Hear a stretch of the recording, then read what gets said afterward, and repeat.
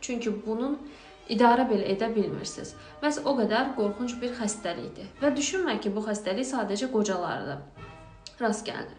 Əslində günümüzdə bu xəstəliyin yaşı get-gedə cavanlaşır. Amma belə bir fakt deyim ki, sənə 80 yaşından sonra hər 2 nəfərdən biri təəssüf ki, bugün Alzheimer xəstəliyinə yoluxub. Və bu xəstəliyə yoluxmaq 2 günün, 3 günün içində adətən baş vermir. Bunun üçün yaxşı bir fon, zəmin lazımdır. Sözün belə deyək ki, məcazi mənasında yaxşı. Bəs bu zəmin nədir? Məhz bugün o zəmindən danışacağım. Belə ki, 3 dənə nüans var. Bu 3 nüansı diqqətə aldığımızda həmin bu xəstəliyə tutulma ehtimalımız get-gedə aşağı düşür. Əvvəla, təbii ki, qidalar müəyyən qədər təsir eləyir. Qidaların bizim bədənimizdə möhtəşəm bir təsir mexanizmi var. Hər qidada müəyyən vitamin, müəyyən mineral var ki, bu bədənimizə lazımdır.